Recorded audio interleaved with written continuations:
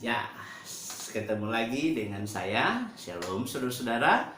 Untuk kita belajar bersama teologi dispensasi, saya masih membawa saudara-saudara untuk belajar teologi dispensasi, dan kali ini saya mengantar Bapak Ibu Saudara untuk belajar teologi dispensasi pemerintahan manusia, yaitu teologi yang ketiga, dispensasi ketiga dari teologi dispensasi. Nah, teologi dispensasi atau dispensasi pemerintahan manusiawi ini dia dimulai setelah peristiwa air bah, dan dia berlangsung terus sampai dia berakhir di peristiwa Menara Babel. Jadi sekali lagi, dispensasi pemerintahan manusia dimulai dari setelah peristiwa air bah, Nuh dan keluarga turun dari bahtera yang dicatat di dalam Kejadian pasal 9, dan dia berlangsung sampai kepada Kejadian pasal 11.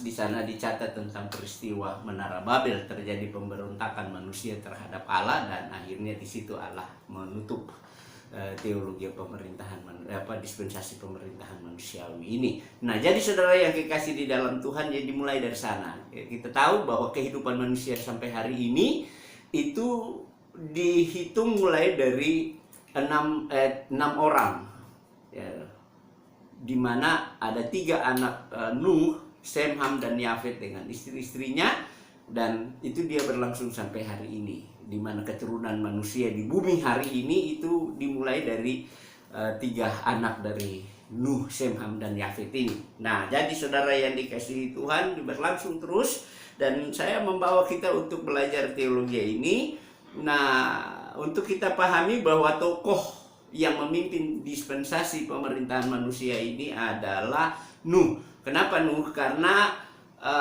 mulai dari Kejadian pasal 9 itu manusia di dunia hanyalah Nuh dan keluarga, Nuh dan ketiga anak-anaknya, ketiga mantunya. Jadi 8 orang saja, sehingga Nuh yang memimpin dispensasi pemerintahan manusia. Nah, mengapa disebut dengan dispensasi pemerintahan manusia? Disebut dispensasi pemerintahan manusia karena mulai pada saat itu Allah memberikan mandat kepada manusia untuk menjalankan pemerintahan di bumi. Jadi disebut dengan dispensasi pemerintahan manusiawi karena mulai saat itu, sejak Nuh turun dari bahtera, maka Allah mulai memberikan mandat kepada Nuh dan keluarga atau manusia pada waktu itu untuk menjalankan pemerintahan di bumi. Dan sudah tentu Nuhlah yang pertama kali mendapatkan mandat ini. Di dalam, kita perhatikan di dalam Kejadian pasalnya yang ke-9, ya, ayatnya yang kedua. Nanti kita lihat Kejadian pasal 9. Saya membawa kita untuk membaca bagian ini supaya kita memahami. Disinilah baru ada mandat yang Allah berikan kepada manusia untuk menjalankan pemerintahannya. Nah, mari saya baca bagian ini, Kejadian pasal 9 ayatnya yang kedua. Di sana dikatakan, akan takut dan gentar kepadamu segala binatang di bumi dan segala burung di udara, segala yang bergerak di muka bumi dan segala ikan di laut. Ke dalam tanganmu lah semuanya itu diserahkan. Jadi saudara yang kekasih, akan takut dan gentar kepadamu. Ini ada dikasih mandat, ya. Tuhan memberikan mandat kepada Nuh untuk mengelola dan bumi yang ada dan semua ciptaannya, segala ciptaan Allah yang ada di bumi, tentu binatang-binatang dan lain sebagainya, akan takut dan gentar kepadamu. Dan mandat ini Tuhan percayakan hanya kepada Nuh. Itu dikatakan di sana, ke dalam tanganmu lah semuanya ini diserahkan. Jadi Allah benar-benar menyerahkan mandat pemerintahan manusia kepada Nuh untuk dijalankan. Jadi kita tahu bahwa kalau hari ini ada pemerintah di bumi, ya, kalau hari ini sekali lagi ada pemerintah di bumi, maka itu dimulai dari sejak peristiwa air bah selesai peristiwa itu, Nuh turun dari bahtera dan Allah memberi mandat kepada Nuh untuk menjalankan pemerintahan manusia di dalamnya. Baru di sanalah resmi ada pemerintah. Jadi saudara, kalau hari ini ada pemerintah sampai dari presiden, dia turun kepada menteri, kemudian ada para legislator kita, DPR pusat, DPRD dan lain sebagainya, sampai kepada bupati, gubernur, camat, wali kota, sampai kepada RT, RW, kepala lurah dan lain sebagainya. Saudara lihat bahwa itu semua dimulai dari pada saat Allah memberi mandat ini, bahwa akan takut dan gentar, dan semuanya itu diserahkan kepadamu. Jadi saudara, pemerintahan Allah mulai serahkan kepada manusia itu terjadi di saat setelah peristiwa air bah, dan Allah mempercayakan itu kepada Nuh. Sehingga mulai dari saat itu pemerintahan manusia berjalan sampai kepada hari ini, kita lihat tentunya di sana. Jadi mulai pada dispensasi ini diberlakukan peraturan-peraturan, tentunya ada hukum-hukum yang berlaku. Itu berarti juga sudah ada orang-orang atau lembaga yang ditunjuk oleh Allah untuk melaksanakan peraturan-peraturan tersebut. Dan pemerintah, atau di sana ada pemerintah, tentunya ada lembaga-lembaga eksekutif dan yang lain sebagainya. Nah, di sini kita lihat ya, mulai ada di sana lembaga hukum, pemerintahan, kepolisian, keamanan dan sebagainya, itu mulai diberikan Allah kepada manusia pada saat itu. Ini dia berjalan sampai hari ini. Jadi saudara, ini luar biasa ya, kita belajar Alkitab. Ternyata Alkitab dengan gamblang memberikan hal-hal seperti ini, pemahaman kepada kita, supaya di sana kita belajar ya, kita belajar. Dengan kita belajar ini, kita dapat memahami sejarah perjalanan dunia yang Allah memang atur mulai dari penciptaan sampai pada akhir kehidupan ini. Jadi dengan kita belajar sekali lagi teologi dispensasi ini, Anda akan dituntun untuk memahami Alkitab dari Kejadian sampai Wahyu dalam sejarah maupun di dalam kehidupan rohani sampai akhir dunia ini. Dengan ini menarik kita belajar Alkitab. Jadi saudara, kalau Anda pengen belajar dan tertarik belajar Alkitab, maka teologi dispensasi mampu menolong kita untuk memahami Alkitab secara baik. Ini sehingga kita bisa melihat Alkitab itu tidak ada pertentangan sama sekali. Alkitab itu saling berkaitan satu dengan yang lain, tinggal kita memposisikan bagian-bagian yang Allah memang tentukan lewat dispensasi yang kita pelajari hari ini. Oke, next. Jadi peraturan lain yang diberikan ya Allah kepada dispensasi ini adalah, jadi ada peraturan. Setiap dispensasi pasti ada peraturan ya. Mari kita lihat yang pertama, kita melihat ada peraturan yang Allah berikan, yaitu beranak cucu bertambah banyak penuhi bumi. Ini pertama ya. Kejadian pasalnya yang ke-9 ayat 1. Allah memberi peraturan ini lagi. Ya, Allah memberi perintah ini lagi gitu. Jadi saudara, Kejadian 1 Allah memberi perintah yang sama ketika Allah menciptakan Adam dan Hawa di dispensasi kesucian. Di sana ada perintah beranak cucu bertambah banyak penuhi bumi kepada Adam dan Hawa, karena memang baru 2 orang, sehingga mereka harus memenuhi bumi ini dengan tentunya beranak cucu bertambah banyak penuhi bumi. Nah, hal yang sama diulangi oleh Allah, perintah yang sama diulangi oleh Allah. Allah memerintahkan manusia, Nuh dan keluarganya, yaitu di Kejadian pasal 9 ayat 1, yaitu demikian firman Tuhan. Lalu Allah memberkati Nuh dan anak-anaknya, serta berfirman kepada mereka, beranak cuculah dan bertambah banyaklah, serta penuhilah bumi. Beranak cucu, bertambah banyak, penuhilah bumi. Nah, ini dia saudara yang dikasihi oleh Tuhan. Perintah pertama, peraturan pertama yang Allah berikan kepada Nuh dan keluarga di dispensasi pemerintahan manusia ini, untuk pertama mereka harus beranak cucu bertambah banyak penuhi bumi. Kenapa? Karena memang bumi sudah kosong. Hanya ada 8 orang di bumi pada waktu itu.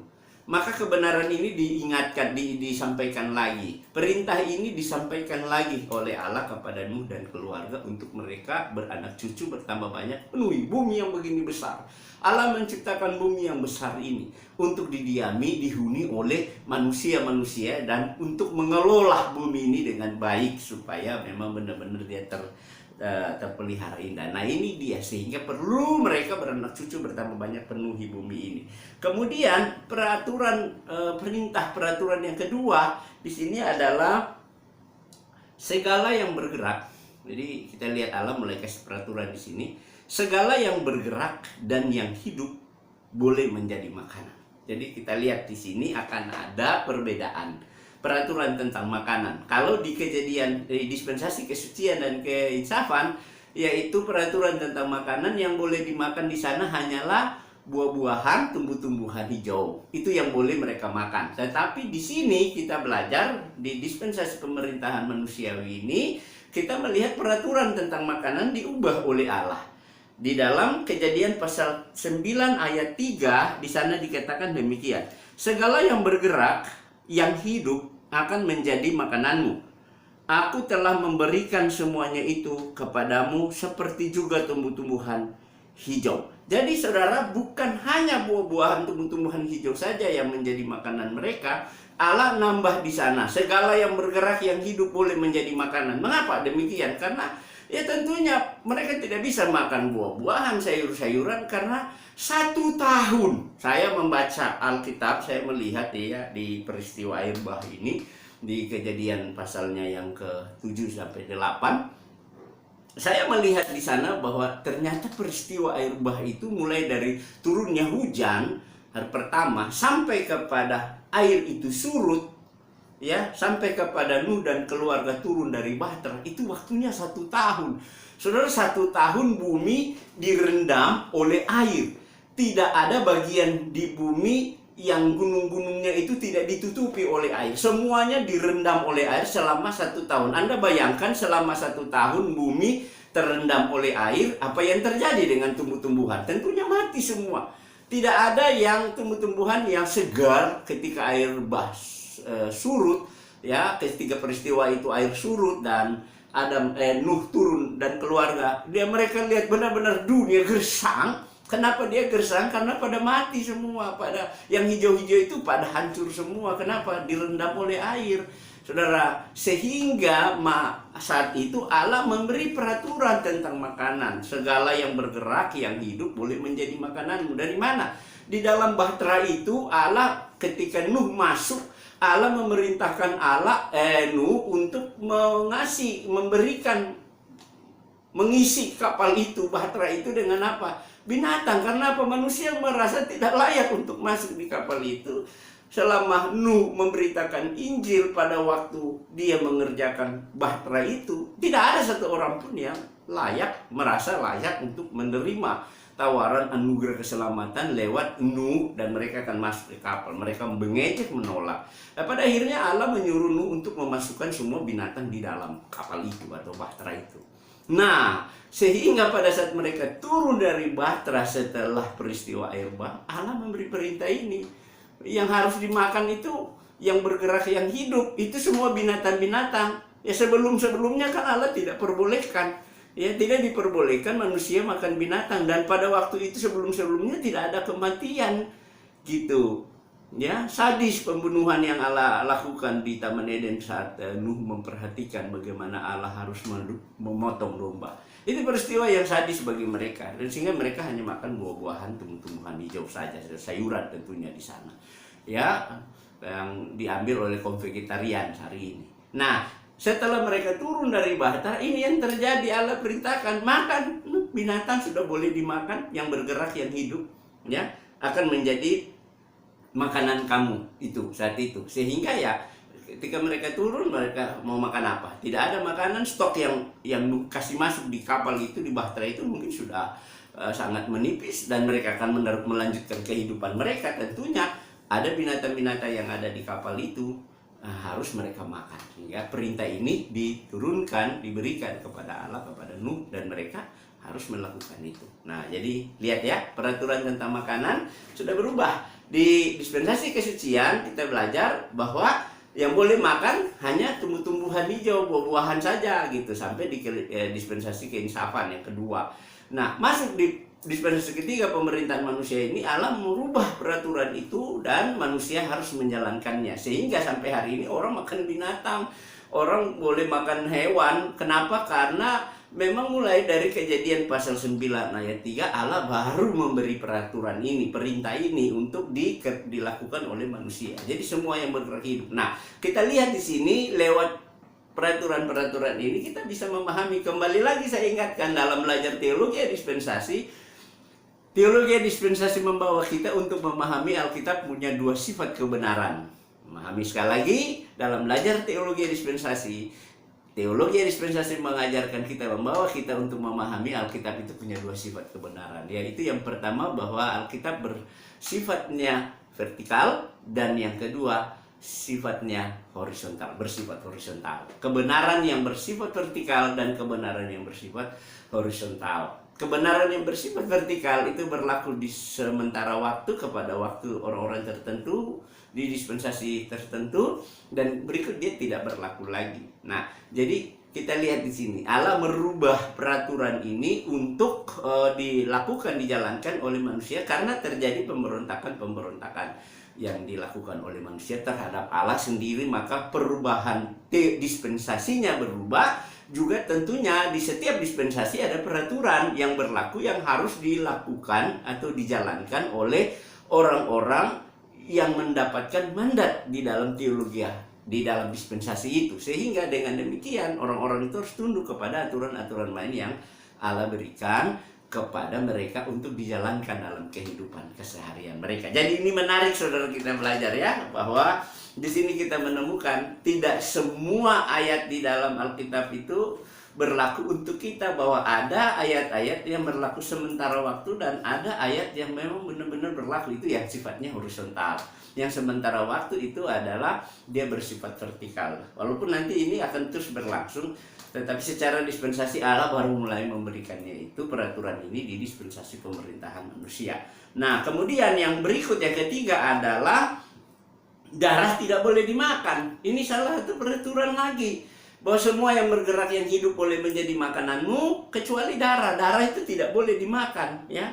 Allah tidak mengizinkan orang makan darah, saudara. Nah, ini menarik ya. Allah tidak mengizinkan manusia makan darah gitu. Jadi kita perhatikan, darah itu haram, tidak boleh dimakan oleh manusia. Ini kan sepertinya agak sedikit ngeri ya. Jadi ada orang-orang mengajarkan jangan makan darah. Seringkali mereka cuma kutip dari Kisah Para Rasul ya, saudara kita yang mengajarkan tidak boleh makan darah. Itu kutipannya selalu dari Kisah Para Rasul 15. Kesana itu ayat rujukannya ya. Padahal sebenarnya Alkitab sudah memberikan peraturan itu mulai dari sini, saudara ya.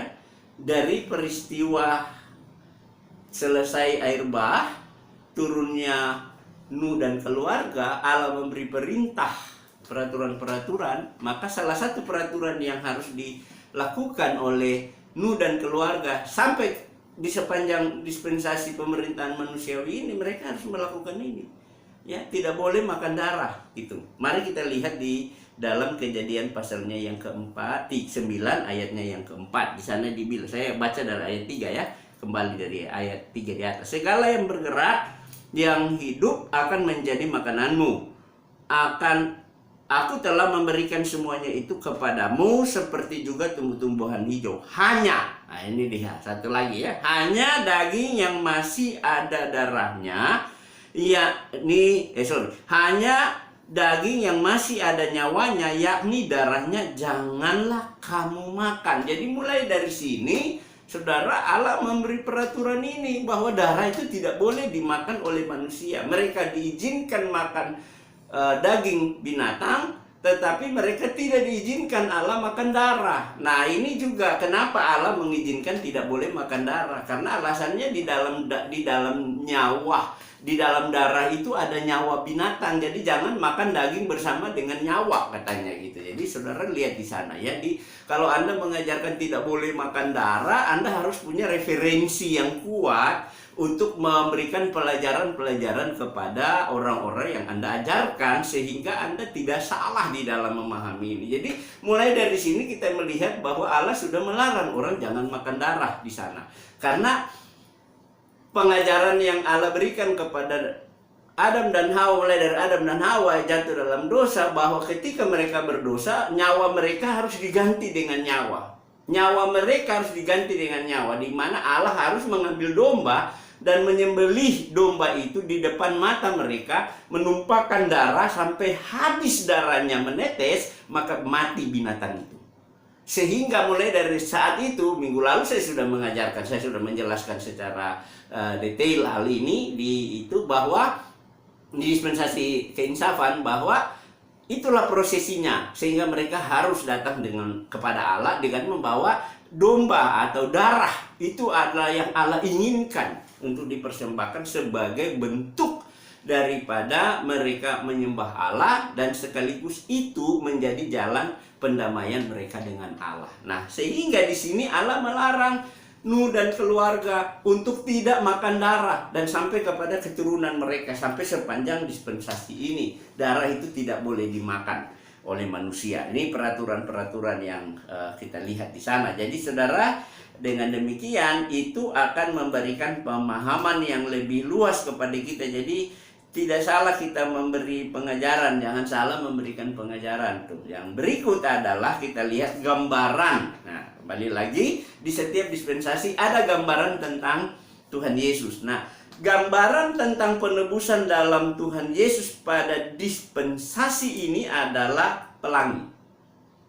Tuh, sekali lagi, gambaran tentang penebusan dalam Tuhan Yesus di dispensasi ini adalah pelangi. Itu minggu lalu kita sudah lihat juga ya, kita sudah pelajari juga. Di Kejadian pasalnya yang ke-9 ayatnya yang ke-13 sampai 17. Saya kembali mengajak kita untuk membaca bagian ini. Kejadian pasal 9 ayat 13 sampai dengan ayatnya yang ke-17. Di sana dikatakan demikian, busurku kutaruh di awan, supaya itu menjadi tanda perjanjian antara aku dan kamu. Apabila kemudian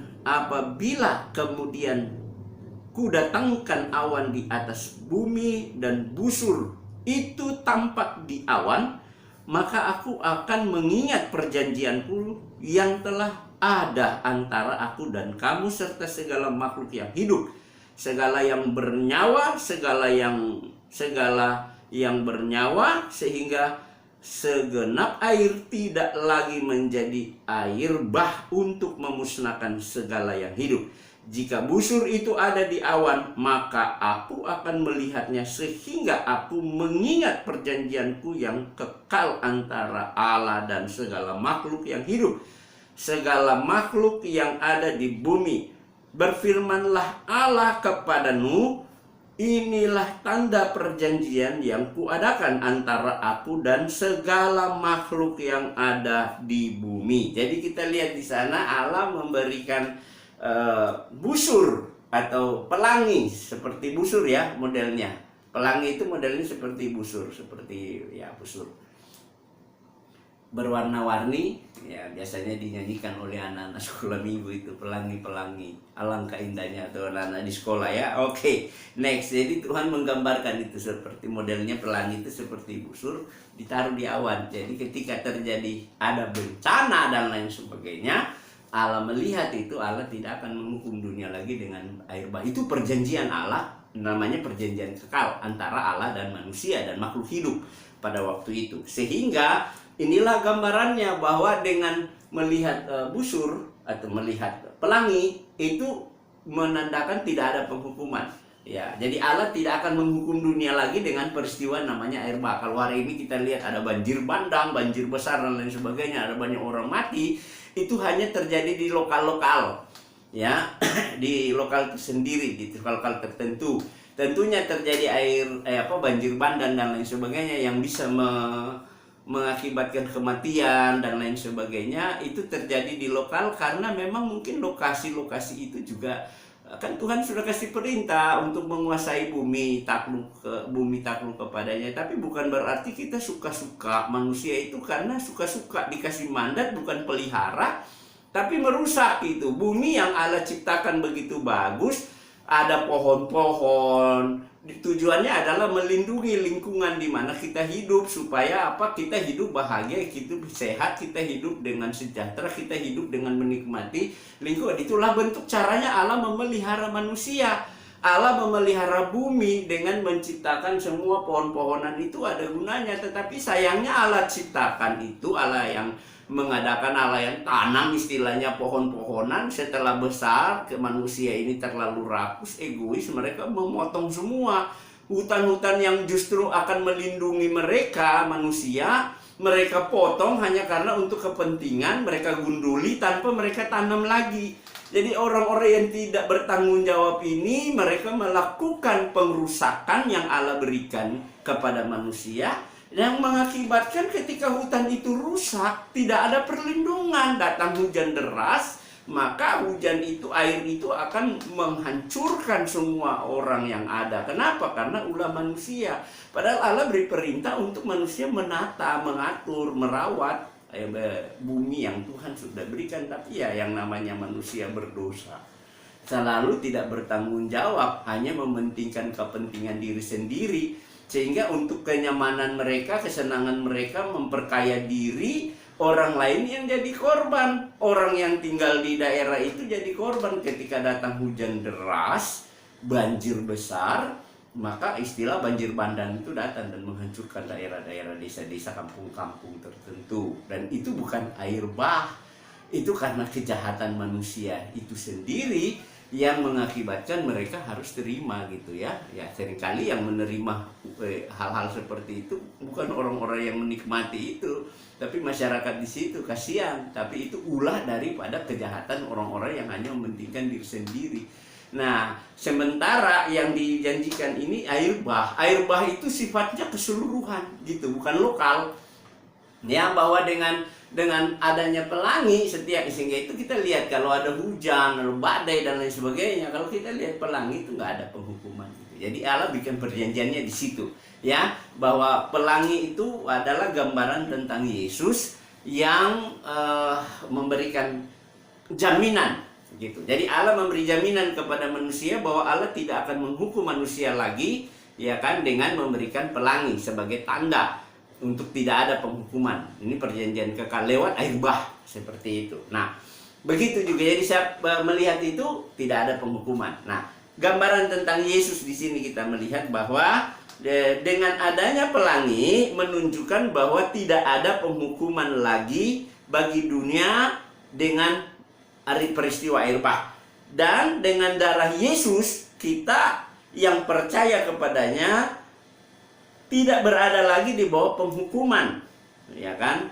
Jadi kita lihat gambaran Yesus. Dengan darah Yesus, ya kan? Ketika Allah melihat orang percaya kepada darah Kristus yang tertumpah di kayu salib untuk mengampuni dan menebus dosa kita, maka tidak ada penghukuman di lautan api neraka gitu. Nah, sekarang begini, Anda tidak mau dihukum di lautan api neraka, maka jalan satu-satunya yang Anda harus ambil adalah percaya menerima Yesus yang sudah mati di kayu salib, mengampuni dosa saudara. Percaya menerima Yesus yang benar-benar mengasihi saudara, sehingga dia memberi hidupnya untuk menjadi jalan penebusan, menjadi korban tebusan bagi saudara dan saya, supaya kita percaya menerima Yesus, mengakui dan menerima di dalam hatinya sebagai Tuhan dan Juru Selamat, kita mendapatkan pengampunan dan penebusan di dalam Kristus Yesus. Nah, Roma pasal 5 ayat 8, 9, 10. Saudara lihat di sini. Saya membawa kita untuk memahami Roma pasal 5 ayat 8 sampai ayatnya yang ke-10. Di sana dikatakan demikian. Akan tetapi Allah menunjukkan kasih-Nya kepada kita oleh karena Kristus telah mati untuk kita ketika kita masih berdosa. Lebih-lebih karena kita sekarang telah dibenarkan oleh darahnya, kita pasti akan diselamatkan dari murka Allah. Sebab jikalau kita ketika masih seteru diperdamaikan dengan Allah oleh kematian anaknya, lebih-lebih kita yang sekarang telah diperdamaikan pasti akan diselamatkan oleh hidupnya. Jadi ini kita lihat saudara, Alkitab begitu lengkap memberikan kepada kita pemahaman bahwa kembali lagi dengan adanya pelangi, Allah tidak menghukum dunia dengan peristiwa air bah. Dengan melihat darah Yesus yang tertumpah di kayu salib itu, Anda dan saya diselamatkan dari hukuman kekal di lautan api neraka. Ini dia punya hubungannya, kita lihat di sana gambaran tentang Yesus. Jadi di sana dikatakan di Roma pasal 5 ini, akan tetapi Allah. Jadi Allah berinisiatif. Selalu orang bikin dosa, bikin kejahatan, ya, manusia berontak terhadap Allah, Allah selalu berinisiatif. Kita lihat di Taman Eden, Allah datang berinisiatif mencari manusia dan menyelamatkan manusia, membangun kembali hubungan manusia dengan Allah. Allah sendiri yang melakukannya. Di sini juga kita lihat bahwa akan tetapi Allah menunjukkan kasih-Nya. Allah berinisiatif menyatakan kasih kepada saudara dan saya. Oke? Sehingga dia mengutus anaknya Tuhan Yesus. Kalau Yohanes 3:16 gitu. Karena begitu besar kasih Allah, sama itu ya. Karena begitu besar kasih Allah akan dunia ini, sehingga dia mengaruniakan anaknya yang tunggal, supaya setiap orang yang percaya kepadanya tidak binasa, melainkan beroleh hidup yang kekal. Anda tidak dihukum ke neraka, Anda tidak akan binasa di lautan api neraka, tetapi Anda memperoleh hidup yang kekal. Sama dengan ini. Akan tetapi Allah menunjukkan kasih-Nya. Allah menyatakan kasih-Nya kepada saudara saya oleh karena Kristus telah mati untuk kita. Jadi bukan cuma sampai di kata-kata. Kasih Allah itu tidak dinyatakan dengan kata-kata, tetapi Allah membuktikan pernyataan kasih-Nya kepada saudara saya lewat Yesus datang menjadi manusia. Allah menyatakan kasih kepada kita oleh karena Kristus telah mati. Jadi dia mengutus Yesus datang, tujuan satu-satunya adalah mati di kayu salib, tergantung di kayu salib, tersalib bagi saudara saya, menanggung dosa kita untuk menanggung dan mengambil alih hukuman kita. Maka Kristus harus dijadikan korban penebusan bagi kita. Sehingga siapa saja yang percaya, ayat 9 bilang lebih-lebih kita yang telah dibenarkan. Jadi kita sudah dibenarkan, Anda dan saya sudah dibenarkan oleh darah Yesus. Bukan akan dibenarkan, tetapi saudara saya sudah dibenarkan oleh darah Yesus. Orang yang sudah dibenarkan oleh darah Yesus dijamin pasti. Bukan semoga, bukan mudah-mudahan, bukan ya urusan Tuhan. Kali kalau kita tanya orang, seandainya Tuhan memanggil Anda hari ini, apakah Anda yakin Anda pasti ke surga atau diselamatkan? Selalu jawabannya ya mudah-mudahan, mudah-mudahanlah, atau ya semogalah saya diterima oleh Tuhan. Ya kalau Tuhan berkenan, mungkin saya ikut masuk surga. Ini kan saudara, Tuhan sudah berikan kepastian, kita masih pakai mudah-mudahan, masih semoga, masih kalau Tuhan berkenan. Ya Allah sudah berkenan. Karena Allah berkenan, Allah menyatakan kasih kepada saudara saya, maka Allah mengutus Yesus datang di dalam dirinya sebagai manusia untuk apa? Untuk mati, mengerjakan keselamatan, memberikan pembenaran, memberikan penebusan kepada saudara saya, sehingga kita yang percaya, kita memperoleh jaminan, kepastian. Lebih-lebih karena kita sekarang telah dibenarkan oleh darahnya. Saudara saya sudah dibenarkan, bukan akan dibenarkan, tapi saudara saya sudah dibenarkan, telah dibenarkan oleh darahnya, dijamin. Kita pasti, bukan mudah-mudahan, bukan semoga. Iya kan? Bukan mudah-mudahan, bukan semoga, bukan urusan Tuhan. Tuhan sudah berurusan. Sekarang urusan Anda. Urusan Anda mau percaya bahwa Anda sudah dibenarkan atau belum? Anda mau percaya bahwa Anda sudah ditebus atau belum? Anda mau percaya bahwa Anda punya dosa itu sudah diselesaikan di atas kayu salib. Tetelestai, sudah selesai. Orang Batak bilang nungasai. Sudah berakhir. Ya kan? Sudah selesai. Orang Toraja bilang, mangkamo, sudah selesai. Tuhan sudah selesai dengan urusannya. Sudah menyatakan kehendaknya. Mengutus Yesus mati bagi saudara saya. Bagian kita adalah Anda mau percaya tidak. Ketika Anda percaya dan membuka hati menerima kebenaran firman Allah ini, dan Anda percaya dan benar-benar menerima Yesus sebagai Tuhan dan Juru Selamat Anda dalam doamu pribadi, saat itu jaminannya Anda pasti diselamatkan dari murka Allah. Kenapa? Karena Anda sudah dibenarkan oleh darahnya. Dan itu sudah dikerjakan 2000 sekian tahun yang lalu. Bagi kita tinggal diminta percaya aja. Kalau Anda mau percaya, Anda rugi sendiri. Saya menyatakan ini, menyampaikan kepada saudara semua yang mendengar ini. Anda menolak, Anda rugi. Tapi Anda menerima, Anda mendapatkan keuntungan. Karena Anda dijamin pasti diselamatkan. Bukan mudah-mudahan, semoga. Tetapi Anda dijamin pasti diselamatkan. Ayat 10 dinyatakan, sebab jikalau kita ketika masih seteru, pada saat Anda dan saya adalah musuh bebuyutan Allah. Ini seteru, bukan musuh main-mainan, ya, bukan musuh ringan, tetapi ini permusuhan berat.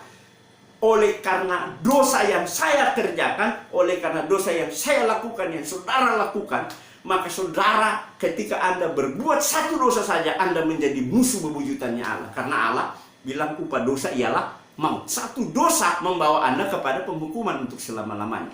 Hari ini Anda percaya benar-benar bahwa Anda sudah dibenarkan oleh darahnya, Anda dibebaskan. Alasannya kenapa? Karena kita ini musuh Allah.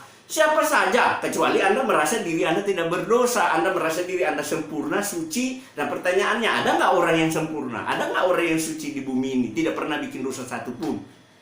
Ketika Anda sudah terjatuh dalam dosa, satu saja, nggak usah banyak. Lihat Adam dan Hawa. Satu dosa yang mereka lakukan. Dan dosanya kelihatannya ringan. Sepele. Cuma makan buah kok. Tapi itu bukan persoalan makan buah. Persoalan ketidaktaatan kepada Allah.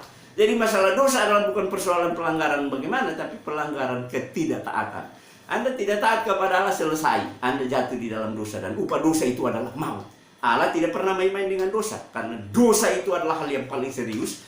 Yang Anda harus tahu hal ini. Hukuman dari dosa itu lebih parah dari COVID-19. Orang takut dengan COVID-19, takut kena COVID, mati secara jasmani. Tetapi Anda tidak pernah takut dengan virus dosa yang sedang merasuk di dalam diri saudara, yang upahnya adalah maut. Anda tidak sadar bahwa akibat dari dosa yang saudara dan saya lakukan, hukumannya adalah hukuman seumur hidup. Nih, gambar ini. Di lautan api neraka. Inilah yang akan menjadi tempat orang-orang berdosa. Tapi Yesus mengasihi saudara dan saya. Dia datang ke dunia, dia mati gantikan kita, dia mengambil alih hukuman dosa kita, dan dia memberikannya itu kepada Allah Bapa. Dengan darahnya itu dia persembahkan untuk membayar dosa kita, sehingga kita yang percaya, kita dibenarkan. Sehingga itu juga. Sebab jikalau kita ketika masih seteru, diperdamaikan. Ini dia. Diperdamaikan dengan Allah oleh kematian anaknya. Jadi Yesus mati bukan main-main, saudara. Ini seringkali menjadi ejekan banyak orang. Orang-orang yang tidak memahami tentang proses Allah mengasihi dirinya. Dia sendiri sedang dikasihi oleh Yesus, saudara sedang dikasihi oleh Allah, dan oleh itulah Yesus datang dan mati. Yang Anda ejek itu, kiri kanan itu. Dengar baik. Dia melakukan itu karena untuk mengampuni dosamu juga, supaya Anda diselamatkan. Dia melakukan itu untuk mendamaikan Anda dengan Allah yang adalah musuh Allah besar-besaran. Sehingga ketika kita percaya, kita menerima, kita didamaikan oleh Allah lewat kematian anaknya.